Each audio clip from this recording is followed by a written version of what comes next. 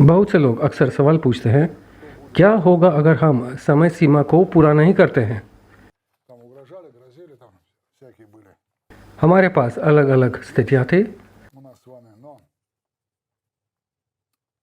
लेकिन हम सभी अच्छी तरह से समझते थे कि इतनी बड़ी वस्तु को छूना भवाए है। чревато, да? Очень чревато. लेकिन निश्चित उत्तर देने के लिए Что же будет, да? Что же? जब तक इन उत्तरों को कागज़ पर दस्तावेज़ों के रूप में तैयार नहीं किया जाएगा, В виде документов на बумаге, तब तक क्या होगा स्पष्ट रूप से निर्धारित नहीं किया जाएगा। полагать, что да. Все равно हम विश्वास कर सकते थे कि हम इसे वैसे भी करेंगे, समस्याओं को हल करेंगे। ये अभी भी अज्ञात था, कागज़ पर नहीं लिखा था, ясно, еще लेकिन ये स्पष्ट था но ясно было. कि हम अभी भी करेंगे और दिमाग में लाएंगे। कल दस्तावेज यह कहते हुए आए कि 27 मार्च 2023 को मॉस्को सरकार और मॉस्को के निवेश और औद्योगिक नीति विभाग ने प्रोटोकॉल नंबर 63 से एक उद्धरण निकाला। अब मैं परिचयात्मक भाग पढ़ सकता हूँ। Ну, преамбулу зачитано.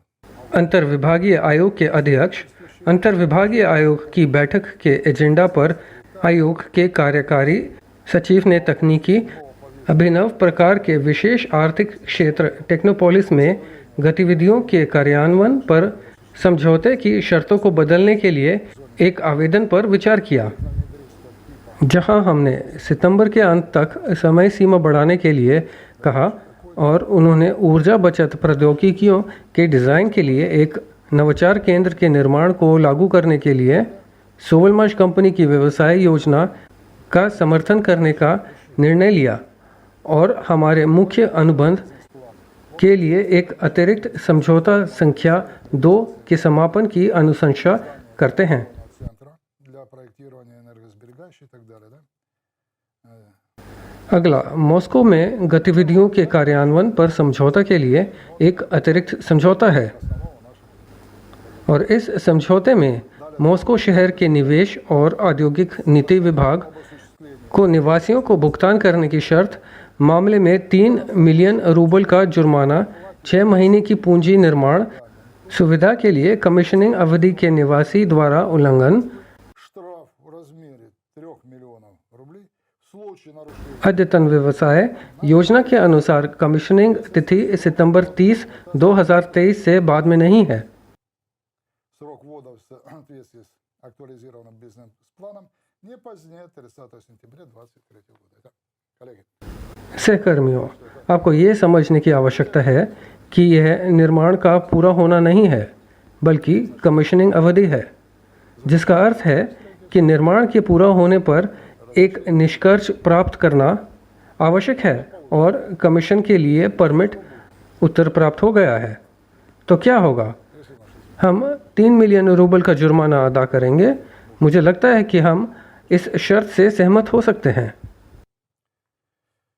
вот.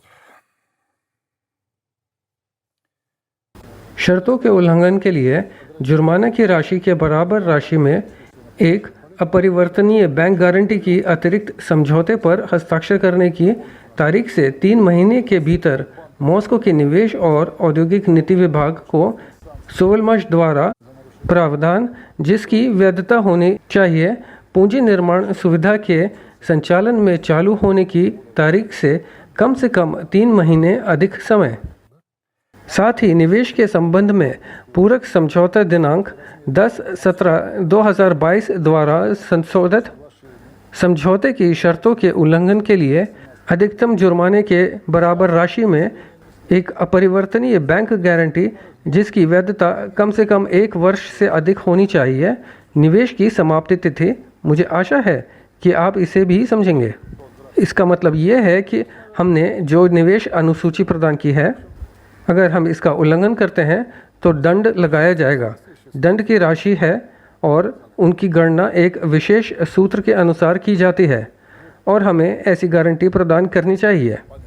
इसलिए हमने निवेश के बारे में बात की अधिमानतः त्वरण के साथ, लेकिन साथ ही ये यहाँ कहता है कि निवेश की अवधि निवेश की अंतिम तिथि से कम 1 वर्ष अधिक होनी चाहिए। यह हम निर्माण कार्यक्रम पर देखते हैं। Скорость должен не менее, чем на 1 год превышать дату окончания осуществления.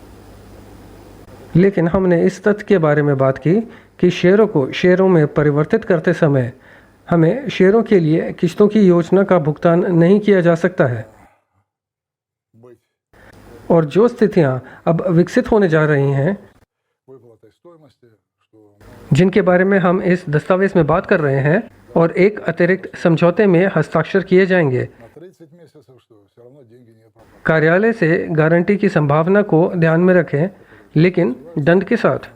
Договаривания, которые закладываются и заложены в этом документе, которые будут подписаны в дополнительном соглашении, यदि हम वर्षों के निवेश कार्यक्रम को देखें तो संलग्न है, तो हम देखेंगे कि यहाँ बहुत कुछ किया गया है। прилагается, да, график инвестирования. एक निवेश कार्यक्रम भी है जो हमने किया है, और क्षेत्रों के लिए तकनीकी और आर्थिक संकेतकों की गणना की है। Приводится, ну, тут और हमारे पास वैट को छोड़कर कुल 1,496,300,000 है। वैट को यहाँ ध्यान में नहीं रखा गया है क्योंकि यह एक पूंजी निर्माण है। हालांकि वस्तु और बहुत सी चीज़ों पर ध्यान नहीं दिया जाता है। идут, значит, у нас वैट को छोड़कर निवेश की कुल मात्रा साइट के अधिग्रहण, निर्माण और आधुनिकीकरण से जुड़े परिष्कृत 10 में निर्दिष्ट не учитывается это объект капитального строительства, там много чего еще. भूमि भूखंड पर गैर वर्तमान संपत्ति का उपयोग और इसी तरह Без учета НДС यह सब निर्धारित है। तो यह किसने पूछा कि यह क्या और कैसे होगा? к участку अगर हम 6 महीनों की तारीख से विचलित होते हैं तो हम पर 3 मिलियन का जुर्माना होगा, и так далее, да? और यदि हम इसे प्रतिबंध करने में विफल रहते हैं दिए गए शेड्यूल में निवेश, फिर लगभग 5 मिलियन। Значит, если мы на 6 месяцев отклонимся от даты, у нас 3 миллиона, और उसी राशि के लिए हमें बैंक अपरिवर्तनीय गारंटी की आवश्यकता है। क्या मैंने अब आपके प्रश्न का उत्तर दिया है? साथियों, मैं फिर से कहता हूँ कि मैं आपके प्रश्नों का उत्तर विशेष रूप से तभी दूंगा जब मेरे पास कोई विशिष्ट उत्तर हो। банковские неотзывные гарантии. बाकी सब कुछ धारणाएं और परिकल्पनाएं हैं। हम कितना कमाएंगे और कितना होगा, ये कैसे होगा, और क्या जुर्माना भरेंगे, Все остальное, да, остается मुझे नहीं पता। कोई टाइम मशीन नहीं है। अगर हम इसे कर सकते हैं तो हम जीत जाएंगे। भुगतान नहीं करते हैं, और अगर हम नहीं कर सकते हैं तो आप स्वयं समझ सकते हैं।